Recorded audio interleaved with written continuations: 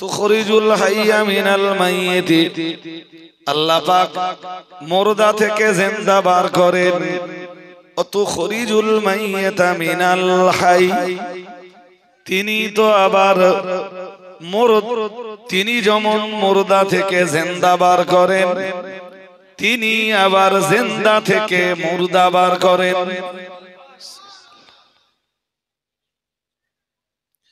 ডিম থেকে তিনি বাচ্চা বার করেন, আবার ওই বাচ্চা যখন বড় হয় ওই বাচ্চার পেট থেকে তিনি ডিম বার করেন।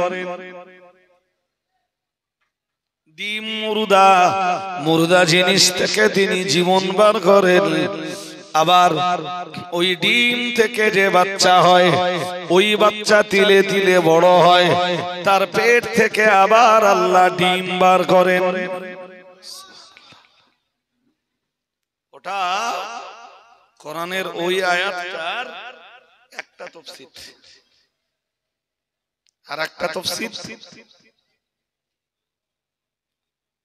ওই যে মুর্দা থেকে জিন্দা বার করেন আর জিন্দা থেকে মুর্দা বার করেন, ওর আর এক তাফসীর হলো তিনি কাফের থেকে ঈমানদার বার করেন। কাফেরের দৃষ্টান্ত হলো মুর্দার মতো, আর ঈমানদারের দৃষ্টান্ত হলো জিন্দার মতো। আরেকটু মন খুলে বলেন। তিনি কাফের থেকে ঈমানদার বার করেন, আবার ঈমানদার থেকে কাফের বার করেন। এ কথা আমার নয় বলো, এ কথা তাফসীর কারকরা লিখেছেন এবং ইতিহাসের পাতায় তার বহু দৃষ্টান্ত রয়েছে। তার এক উজ্জ্বল দৃষ্টান্ত হলো আবু জাহাল, এত বড় শত্রু ইসলামের, অথচ সেই আবু জাহেল থেকে ইকরামাকে বার করছেন আল্লাহ ঈমানদার। সুবহানাল্লাহ। পরে বলবেন না, এখন বলে নেবেন। আর একটু মন খুলে বলুন, বাকিটা তো ইতিহাস। তাফসীর কারকরা ওই আয়াতের ব্যাখ্যায় আর একটা কথা লিখেছেন, আল্লাহ পাক জাহেল থেকে আলেম বার করেন, আবার আলেম থেকে জাহেল পয়দা করেন। শুনছেন নাকি? জাহেল থেকে তিনি আলেম বার করেন, আবার আলেমের ঘর থেকে তিনি জাহেল পয়দা করেন। এগুলো সব ওইটুকু অংশের তাফসীর। কোনটুকু? এই বাচ্চা কাচ্চাগুলো এত ছটফট করে কেন? এই এত ছটফট করিস কেন? সমস্যা কি?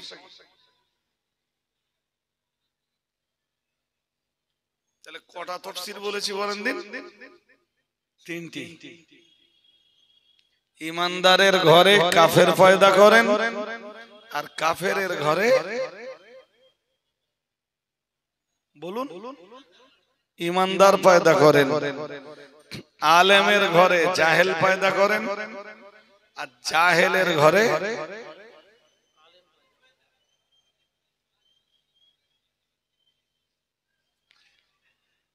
এখন যদি এই জায়গাটায় কেউ ভাবে, জি এখানে যদি কেউ ভাবে যে গোষ্ঠীতে আলেম ছিল চিরদিন সেই গোষ্ঠীতে আলেমের ধারাবাহিকতা বইবে, এ চিন্তা ঠিক হলো না ভুল হলো? হ্যাঁ না কিছু বলেন, জোর করে বলেন। যা বলবেন মধ্য লোকের মতো ঠাস ঠাস করে জবাব দিতে হবে, না পানি হয়েছে বলে মন খারাপ। হ্যাঁ, বেলায়াত, ইসলামে বেলায়াত একটা গুরুত্বপূর্ণ শব্দ। বেলায়াত থেকে ওলি শব্দের উৎপত্তি। শুনছেন নাকি? হ্যাঁ, এখন মানুষের বিশ্বাস কি যে গোষ্ঠীতে আল্লাহ একবার বেলায়াত দান করেছেন, যে গোত্রে একবার আল্লাহ বেলায়াত দান করেছেন, ওই গোত্র থেকে আল্লাহ কি বেলায়াতকে আর কখনো সরিয়ে নেবেন না। মানুষের বিশ্বাস যে ওই গোষ্ঠীতে কিয়ামত পর্যন্ত ওলির ধারা অব্যাহত থাকবে, এটা মানুষের বিশ্বাস। ওই বিশ্বাস একদিন করত ইহুদিরা। কারা? জোর করে বলেন কারা? কোরআনুল কারীমের সূরা আলে ইমরানের 26 নম্বর আয়াতটা সাক্ষী।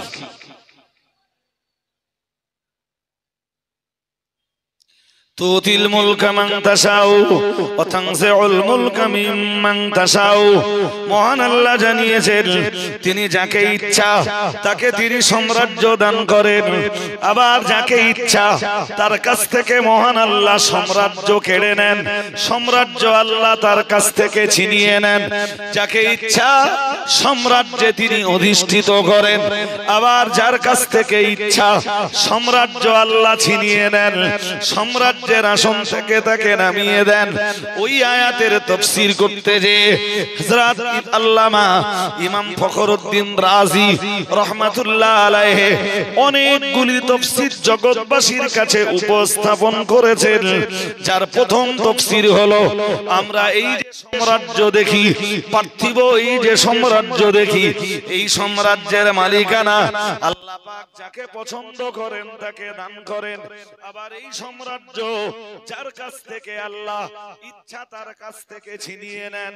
কত লোককে দেখলাম নেতা হতে, মন্ত্রী হতে, লিডার হতে, কত মানুষকে দেখলাম এমপি হতে, এমএলএ হতে, আবার কত মানুষকে দেখলাম মানে আল্লাহ পাক আবার তাদের কাছ থেকে এমপির আসন, এমএলএর আসন, রাষ্ট্রপতির আসন, রাষ্ট্রনেতার আসনকে ছিনিয়ে নিয়েছেন। এটা যেমনটা হয় ঠিক ততই বছর এটাও মনে রাখুন, ওখানে সাম্রাজ্য বলতে ইলমের সাম্রাজ্য। আল্লাহ পাক রব্বুল আলামিন যাকে ইচ্ছা তাকে ইলমের সাম্রাজ্য দান করেন।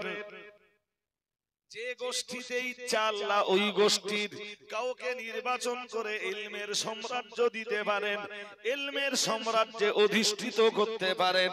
আবার যাকে ইচ্ছা আল্লাহ পাক রব্বুল আলামিন যে গোষ্ঠীর কাছে ইচ্ছা, যে গোষ্ঠীর কাছ থেকে ইলমের সাম্রাজ্য আল্লাহর ছিনিয়ে নেওয়ার ইচ্ছা হয়, মহান আল্লাহ ওই গোষ্ঠীর কাছ থেকে ইলমের সাম্রাজ্যকে ছিনিয়ে নেয়, নিয়ে যে গোষ্ঠীর জন্য পছন্দ সেই গোষ্ঠীতে আল্লাহ ইলমের সাম্রাজ্য দেয়। এমনি বুঝতে পারছি যে সব গোলমাল হয়ে এমনি সাউন্ড ম্যাচিং করা এখন হেভি টাপ। ওরা তো একটা সেটিং করে রেখেছিল। সাধারণত এই নূরপুরের সাউন্ড খারাপ হয় না, ভালোই হয়, কিন্তু কি করা যাবে বলেন, এই তো কন্ডিশন। আমি কি বোঝাচ্ছি বুঝতেছেন নাকি?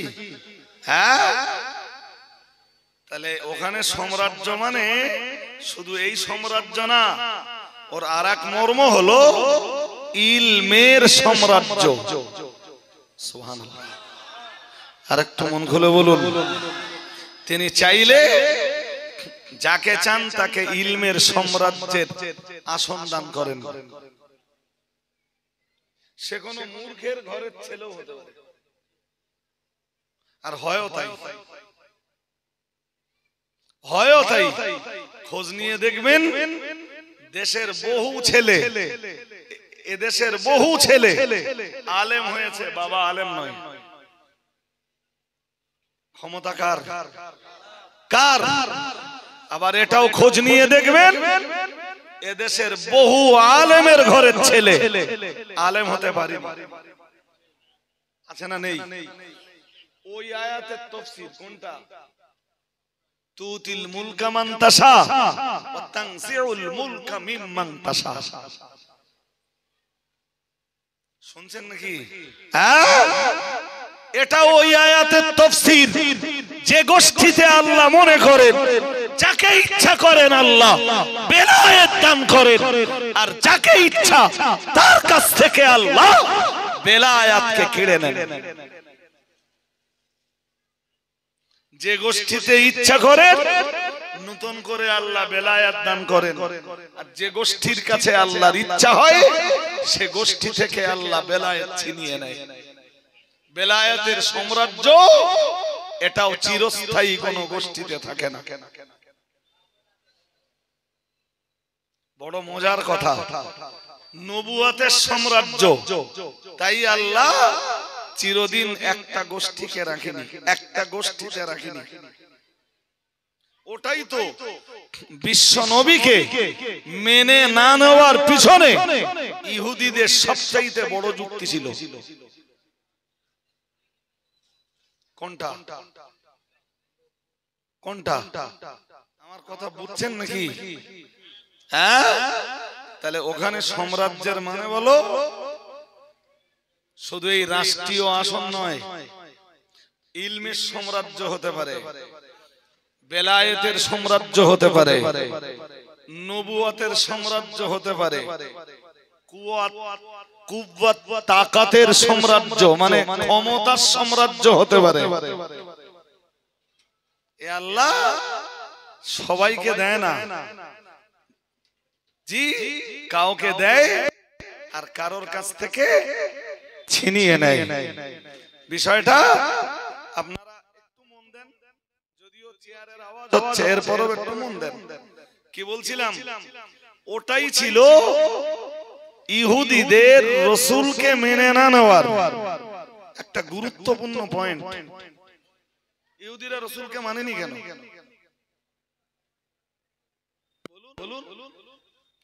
হযরত ইব্রাহিম আলাইহিস সালামের দুইজন সন্তান আল্লাহ দিয়েছিলেন। একজন ছিলেন আম্মা জান হাজার আলাইহিস সালামের গর্ভ থেকে হযরত ইসমাঈল আলাইহিস সালাম, অন্যজন হলেন হযরত আম্মা জান সারা আলাইহিস সালামের গর্ভ থেকে হযরত ইসহাক আলাইহিস সালাম। পরবর্তী যুগের সব নবী রাসূলরা এই দুইজন নবীর বংশেই এসেছে। হাজিরিনে মজলিস মনে রাখুন, আর হিসাব কষে দেখা গেছে আল্লাহ পাক রব্বুল আলামিন শত শত শত শত নবী রাসূলদেরকে পাঠিয়েছেন হযরত নবী ইসহাক আলাইহিস সালামের বংশে। আরেকটু মন খুলে বলুন, শুনছেন ভাই? তাড়াতাড়ি কাজ মিটিয়ে নিতে হবে, চুপ করে ফেলে দেন। এবার যারা উঠে পড়েছেন সাইড থেকে একটু বসে পড়ুন, একটু বসে পড়ুন। চেয়ার কেড়ে নেছে বলে আপনি রাগ করে চলে গেলে এটা মাদ্রাসা, আপনি কার উপর রাগ করবেন?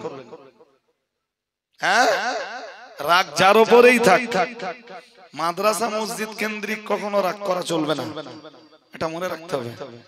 রাগ থাকতে পারে আমার উপরে, রাগ থাকতে পারে ডাক্তারের উপরে, ব্যক্তি রাগ থাকতে পারে কি কমিটির আরেকজনের উপরে, কিন্তু মাদ্রাসার উপরে কারোর কখনো রাগ থাকতে পারে না। মসজিদের উপরে কারোর কখনো রাগ থাকতে বলুন পারে না, এটা মনে রাখতে হবে। তো ইসহাক আলাইহিস সালামের বংশে আল্লাহ পাঠিয়েছেন শত শত নবী রাসূল। সুবহানাল্লাহ। আরেকটু মন খুলে বলুন, যদি আরেকটা আয়াত শুনেন তো যতক্ষণ পরিবেশ ঠান্ডা না হবে ততক্ষণ আমি বলবো, কিন্তু আপনাদের মাথায় যাবে না, আমার বকা পুরো বেকার হয়ে যাবে। তাই চাই আমি যতই কোরআন দিয়ে ওয়াজ করি একটা আয়াত পড়ি, মন লাগান। সূরা বাকারার 124 নম্বর আয়াত। কত? ওয়াইদ বিতালা ইব্রাহিম রাব্বুহু বিকালিমাতিন, যখন আল্লাহ পরীক্ষা নিলেন হযরত ইব্রাহিম আলাইহিস সালামকে কতগুলো জিনিসের মাধ্যমে। ফাতাম্মাহুন্না হযরত ইব্রাহিম আলাইহিস সালাম সবগুলো পরীক্ষাতে পাস করে গেলেন। আরেকটু মন খুলে বলুন, ইব্রাহিম আলাইহিস সালামকে পরীক্ষা নিলেন কে? সব পরীক্ষায় পাস করলেন, একটা তো ফেল নেই। 100 কোনো মাইনাস নেই। আল্লাহ পাক রব্বুল আলামিনকে যখন পরীক্ষাগুলোতে উত্তীর্ণ হয়ে হযরত নবী ইব্রাহিম আলাইহিস সালাম যখন আল্লাহকে রাজি করতে পারলেন, আল্লাহ পাক রব্বুল আলামিন বললেন, কালা ইন্নী জাইলুকা লিন-নাসি ইমামা। আল্লাহ পাক রব্বুল আলামিন বললেন, ও আমার নবী ইব্রাহিম, আমি আল্লাহ পাক রব্বুল আলামিন, আমি আল্লাহ পাক ঘোষণা দিচ্ছি ইব্রাহিম, ইন্নী জাইলুকা লিন-নাসি ইমামা, আমি আল্লাহ পাক তোমাকে জাতির ইমাম বানাবো। আরেকটু মন খুলে বলেন, তাহলে জাতির ইমাম যে হবে আল্লাহ তাকে কিছু পরীক্ষা নিবেন না। এই আয়াত থেকে তাই বোঝা যায় ইব্রাহিম নবীকে কঠিন থেকে কঠিনতর পরীক্ষা নিয়েছেন, তাকে আগুনের ভিতরে পড়তে হয়েছে। হয়েছে না হয়নি? হ্যাঁ জি। ইব্রাহিম আলাইহিস সালামের মানে বিবাহ জীবনের পর ইব্রাহিম নবীর কোচি হয় না, কোচি হয় না। দেখতে দেখতে 98 বছর পেরিয়ে গেছে, তাও কোনো কোচি নেই। কত বছর? সাইডটা আওয়াজ হলে হবে না ভাই, একদম নীরব থাকতে হবে মজলিস। কত? 98 বছর পেরিয়ে 99 বছরে পড়েছে।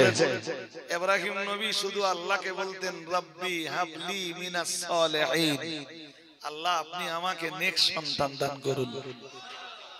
99 বছরে যে আল্লাহ প্রথম তাকে সন্তান দিলেন, সে সন্তানের নাম ইসমাঈল। নাম কি? বয়স কয়? বয়স কত? সত্যি 99 বছর বয়স আমাদের যখন হবে, সন্তান হওয়ার মতো থাকবে? আর 60 বছরে কবরে চলে যাচ্ছে, তার 99 স্বপ্ন কোথায়? আম্মা জান হাজার আলাইহিস সালামের গর্ভ থেকে মহান আল্লাহ পাঠালেন হযরত ইসমাঈল আলাইহিস সালামকে। হযরত নবী ইব্রাহিম আলাইহিস সালাম তখন ফিলিস্তিনে। আল্লাহ পাক রব্বুল আলামিন বললেন, ও আমার নবী ইব্রাহিম, যাও তুমি তোমার বেটা ইসমাঈল আর ইসমাঈলের মাকে নিয়ে চলে যাও মক্কার কাবা চত্বরের আশপাশে, তোমার বেটা ইসমাঈল আর ইসমাঈলের মাকে রেখে এসো। তুমি থাকবে না, ওদের দুজনকে ওখানে রেখে চলে এসো। ওখানে ঘর বাড়ি নেই, জনবসতি নেই, ওটা লোকালয় নয়। কাবার দেওয়ালও নেই তখন, কাবার দেওয়ালও পড়ে গেছে। গাছে ফুল নেই, ফল নেই, পিপাসা নিবারণের পানি নেই, ক্ষুধা নিবারণের খাবার নেই। যাও 99 বছরের সন্তান ইসমাঈল আর ইসমাঈলের মাকে ওখানে রেখে এসো। ইব্রাহিম নবী বললেন, আল্লাহ, ইব্রাহিম যদি আপনার খুশির জন্য আগুনের ভিতরে ঢুকতে পারে, অত বড় পরীক্ষা যদি ইব্রাহিম দিতে পারে, ইব্রাহিম 99 বছরের সন্তান সহ ওই সন্তানের মাকে কাবা চত্বরের আশপাশে রেখে আসতে পারে। রেখে চলে গেলেন। বাকিটা তো ইতিহাস। হারলেন না, আবার জিতলেন। ওই সন্তানকে দেখতে আসবেন, পারমিশন নেই। পারমিশন যখন হলো, ততক্ষণে আল্লাহ হুকুম দিলেন। স্বপ্নযোগে ইব্রাহিম নবী দেখলেন ইসমাঈলকে জবাহ করছেন। কোরআন বলেছে, জি ইন্নী আরা ফিল মানাম আন্নী আযবাহুক। কি দেখলেন? ইসমাঈলকে জবাহ করছেন।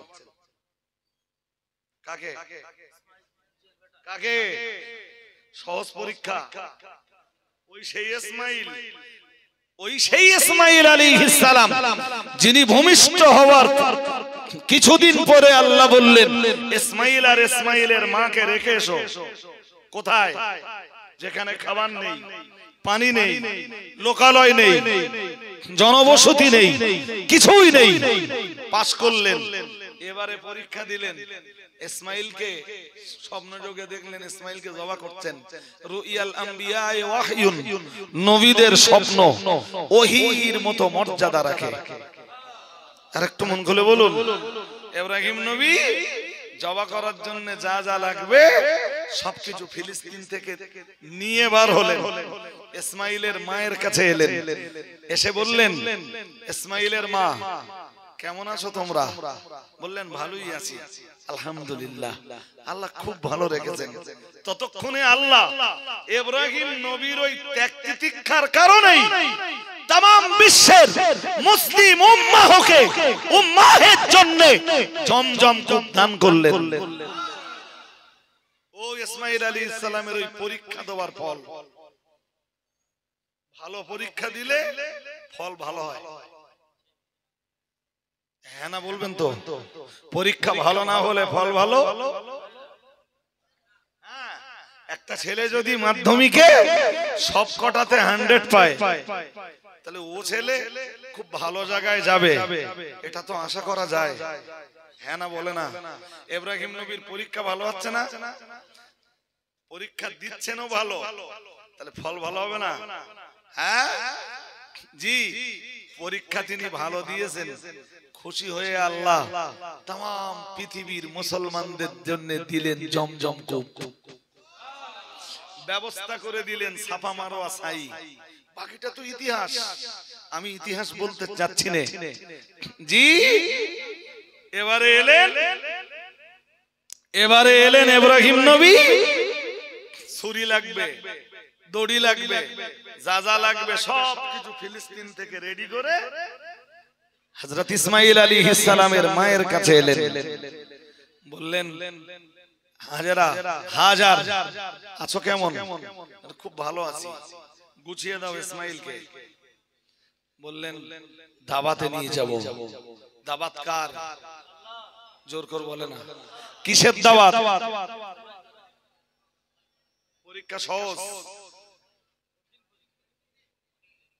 একটু একটু কঠিন না বিরাট কঠিন? কত বছরের সন্তান? ওই যে রেখে গেলেন, মাঝখানে আসবার হুকুম হয়েছে, আমার নলেজে নেই। ইব্রাহিম নবী আবার বললেন আল্লাহ আপনি যাতে রাজি, আমি ইব্রাহিম তাতে রাজি হয়ে গেলাম।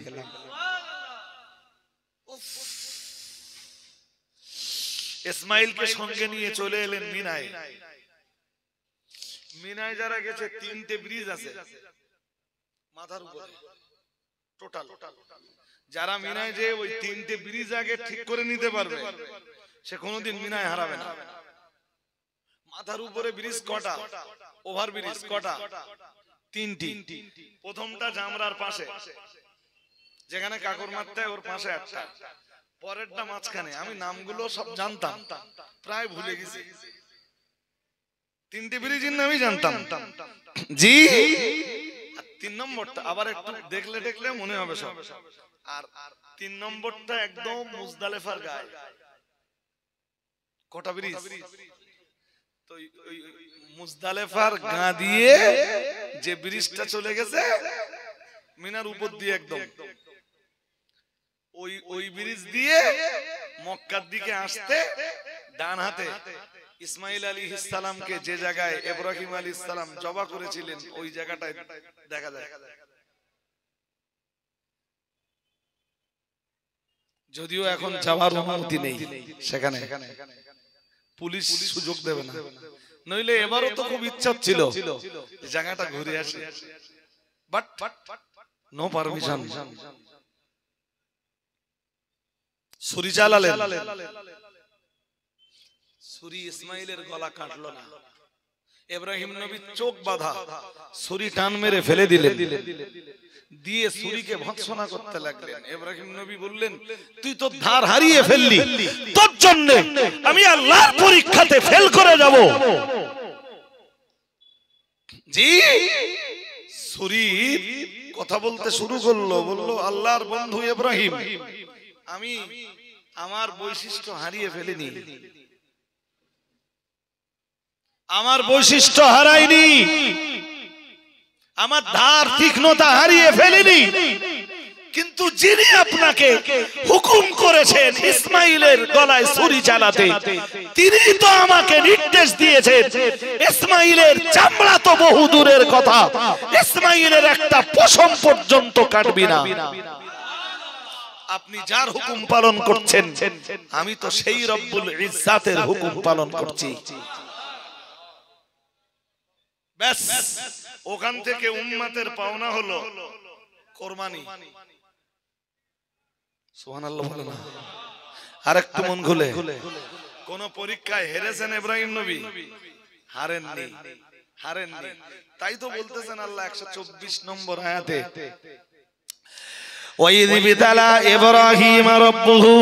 যখন আল্লাহ পরীক্ষা নিলেন জাতির পিতা হযরত ইব্রাহিম আলাইহিস সালামকে, মহান আল্লাহ জানিয়েছেন বেকালেমাতিন, কতগুলো জিনিস দিয়ে, কতগুলো নির্দেশ দিয়ে, কতগুলো নির্দেশনা, মানে কতগুলো হুকুম জারি করে আল্লাহ পাক রব্বুল আলামিন জানিয়েছেন ফাতাম্মাহুন্না। হযরত নবী ইব্রাহিম আলাইহিস সালাম সবগুলো পরীক্ষায় পাস করলেন।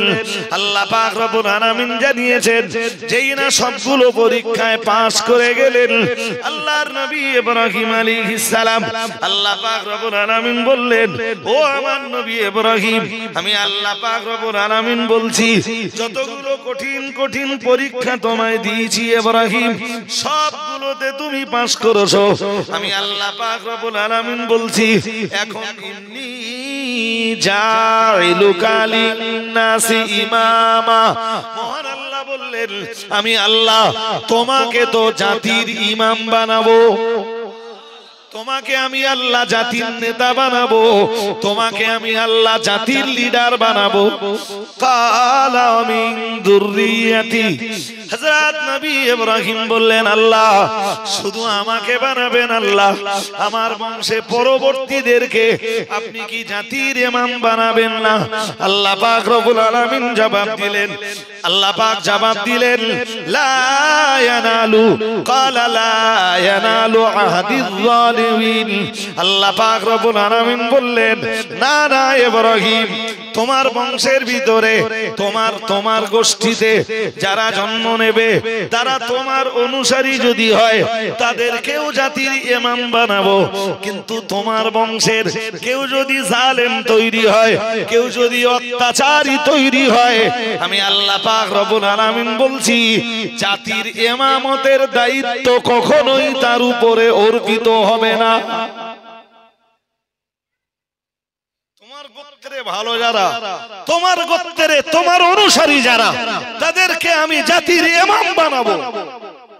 কিন্তু তোমার গোত্রে, তোমার গোষ্ঠীতে কোন জালিমের জন্ম যদি হয়, আমি আল্লাহ সেই জালিমকে কখনোই জাতির ইমাম। কথা শুনছেন নাকি? হ্যাঁ, এখন তো আলিম হোক আর জালেম হোক, জন্ম নিলেই নেতা, জন্ম নিলেই নেতা। জি, এরকম কথা আমরা যদিও এভেলেবেল শুনি, আমি কথা যা বলছি কোরআন দিয়ে বলছি, কারোর ঘাড়ে গেলে আমার কিছু করার কথা বলে না। ঠিক আল্লাহ যা বললেন তাই করলেন।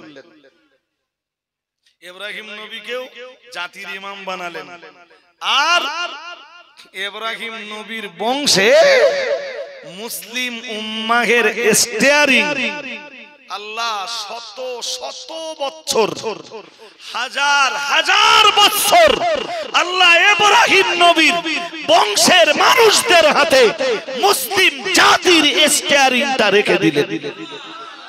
আরেকটু মন খুলে বলেন, নেতৃত্বের স্টিয়ারিং, নেতৃত্বের রিমোট আল্লাহ ইব্রাহিম নবীর বংশেই রেখে দিলেন। বলেছি ইসমাঈল আলাইহিস সালাম এলেন 99 বছরে, আর 112 বছরে পৃথিবীতে এলেন হযরত ইসহাক আলাইহিস সালাম। এই ইসহাক নবীর বংশে আল্লাহ, আমার আল্লাহ খুশি হয়ে শত শত শত শত নবী রাসূলদেরকে পাঠালেন। আরেকটা মন খুলে বলেন, যুগে যুগে জাতির স্টিয়ারিং, নেতৃত্বের স্টিয়ারিং আল্লাহ তাদের হাতে তুলে দিলেন। তাদের সবাইকে আল্লাহ জাতির ইমাম বানালেন, কমিউনিটির ইমাম বানালেন।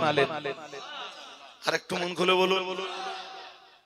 জি, হাজার হাজার নবী, একদম নবী ঈসা পর্যন্ত সবাই আসতেছে ইব্রাহিম আলাইহিস সালামের বংশে। ইব্রাহিম আলাইহিস সালাম থেকে ইসহাক আলাইহিস সালামের বংশে, ইসমাঈল আলাইহিস সালামের বংশে। মাঝখানে কোন নবী আসতেছে না। মাঝখানে নবী ইসমাঈল আলাইহিস সালামের বংশে পুরো ফাঁকা। পুরো কথা বলেন না, পুরো ফাঁকা, কাউকে পাঠাচ্ছেন না। তবে এই বংশে একজন নবী আসবেন। ইসহাক আলাইহিস সালামের বংশের এই শত শত নবী এক পাল্লায়, আর ইসমাঈল আলাইহিস সালামের বংশে একজন নবী আসবেন, তিনি আর এক পাল্লায়। কোন পাল্লা ভারী? কথা বলে না। তিনি কে? তিনি কে? মুহাম্মাদুর রাসূলুল্লাহ সাল্লাল্লাহু আলাইহি ওয়াসাল্লাম। পরবর্তীতে ইব্রাহিম নবীর বংশে ইসহাক আলাইহিস সালামের গোত্র থেকেই ইসহাক নবীর থেকেই আসবেন ইয়াকুব আলাইহিস সালাম। ইয়াকুব আলাইহিস সালামের এক বেটার নাম হবে ইয়াহুদা, আর ইয়াহুদার বংশে যারা আসবে তারাই হবে ইহুদি জাতি নামে পরিচিত। কোন জাতি? কথা বলে না। কোন জাতি? তাদের মাঝেও আল্লাহ বহু নবী রাসূলকে পাঠাবেন। তবে নবীরা কেউ ইহুদি নন, নবীরা কেউ ইহুদি নন। জি, এই ইহুদি জাতিকে হেদায়েত করার জন্য আল্লাহ বহু নবী রাসূলকে পাঠাবেন। ইসহাক আলাইহিস সালামের বংশেই, ইয়াকুব আলাইহিস সালামের বংশেই। সুবহানাল্লাহ। আর একটু মন খুলে বলুন। জি, আর একদম শেষ বেলায় হযরত ঈসা আলাইহিস সালাম আকাশে উঠে যাওয়ার 500 কত 570 বছর পর, কত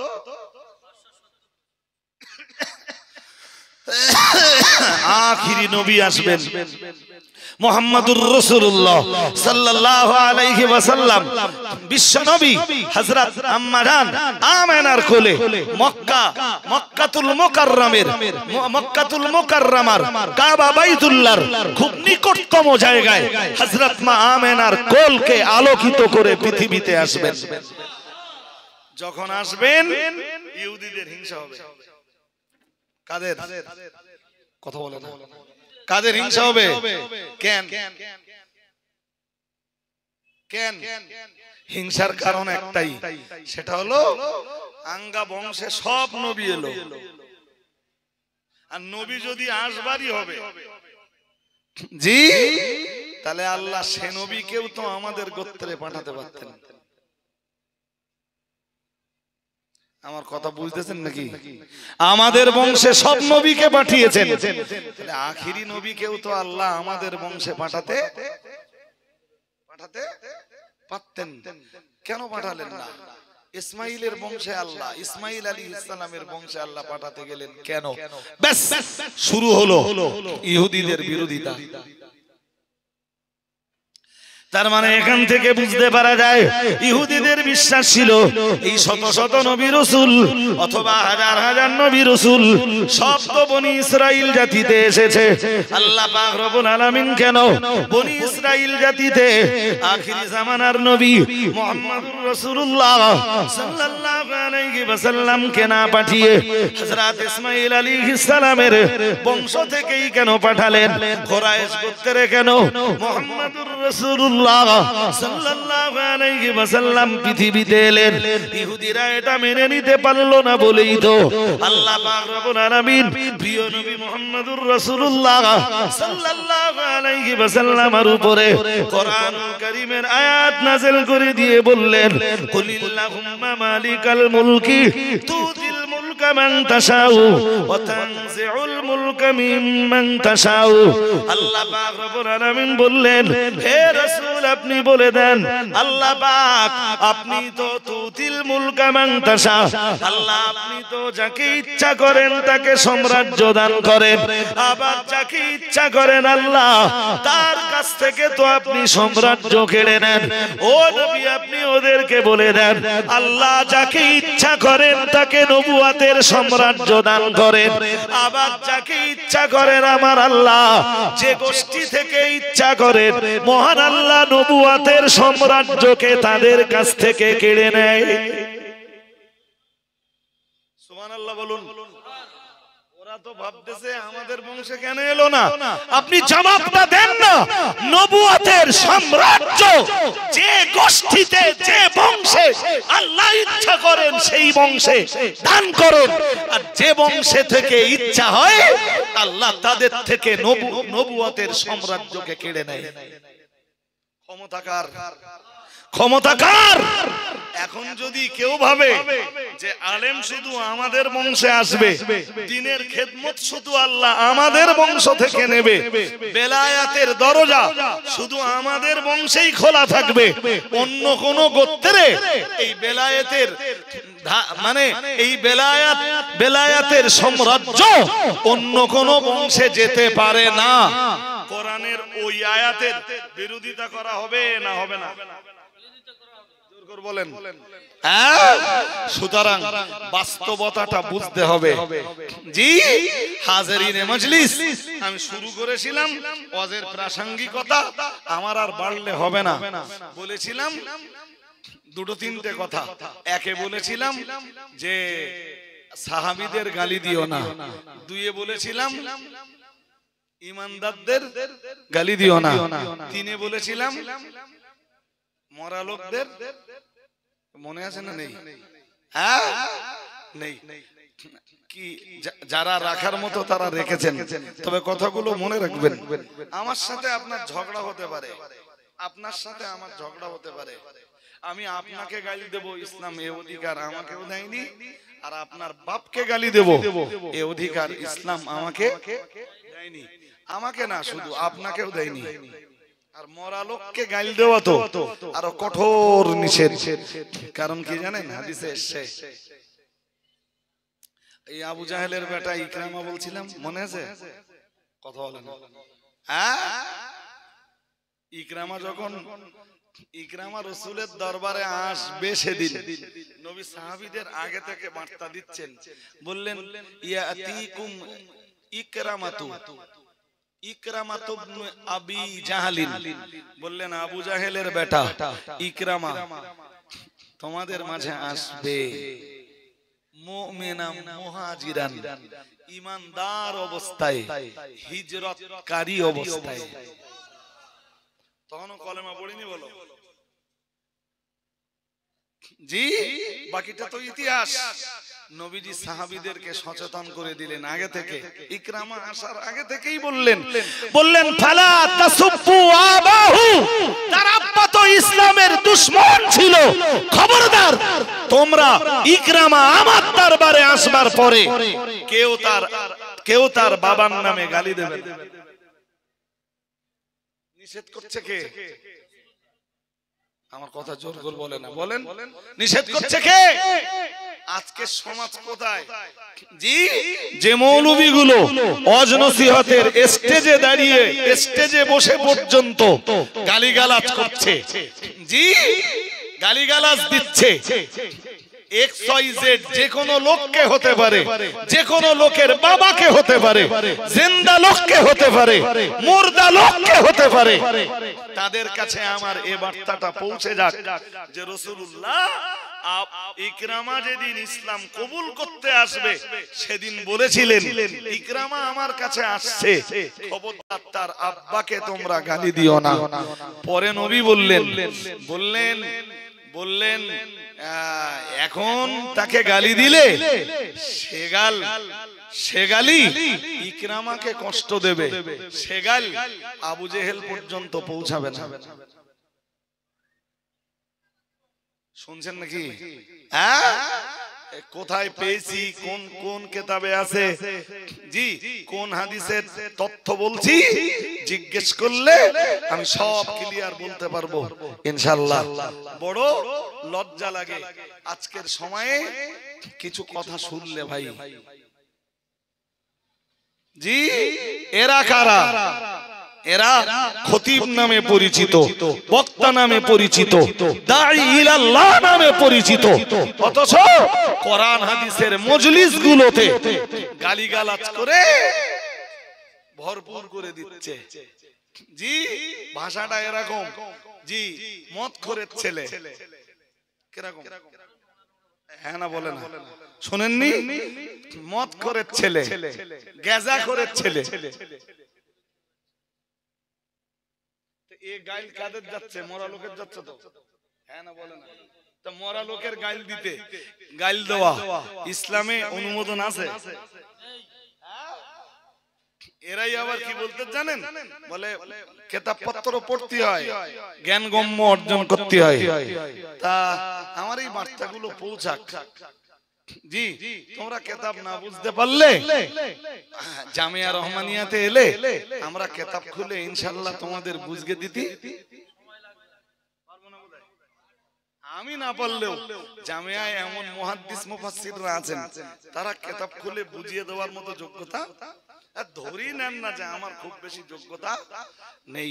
এই জন্য দাঈ ইলাল্লাহ যারা হবেন, আলেমে দ্বীন যারা, আলেম নামে পরিচিত যারা হবেন, তাদেরকে জ্ঞান অর্জন করতে হবে, কিতাব চর্চা করতে হবে। জি এই নূরপুর চাপালি মাদ্রাসা হলো জি জ্ঞান চর্চার একটা কেন্দ্র, যা বর্তমানে অল ইন্ডিয়া সুন্নাত ওয়াল জামাআত পরিচালিত। সারা বাংলায় এক্ষুনি যতগুলো সংগঠন আছে, যতটা দায়িত্ব জ্ঞান প্রচারের জন্য অল ইন্ডিয়া সুন্নাত ওয়াল জামাতের আলেমরা নিচ্ছেন, এতটা দায়িত্ব সারা বাংলার আলেমদের কেউ নেয় না, কোন সংগঠন নেয় না।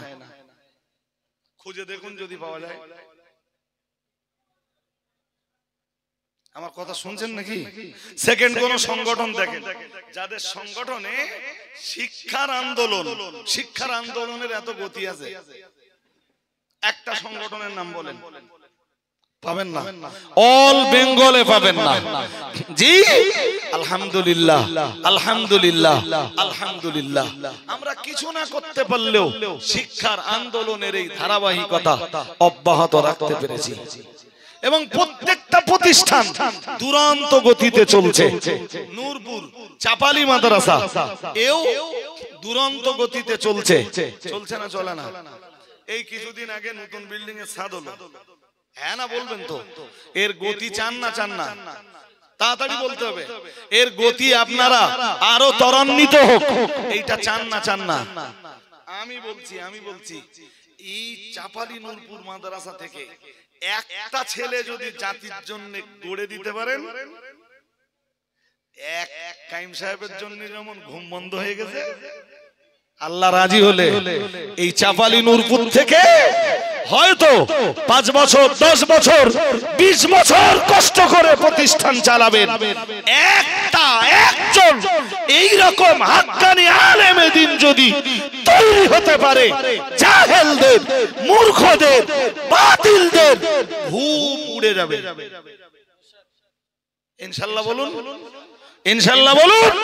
সুতরাং প্রতিষ্ঠানকে সব সময়, প্রতিষ্ঠানের গতিকে ত্বরান্বিত রাখতে হবে।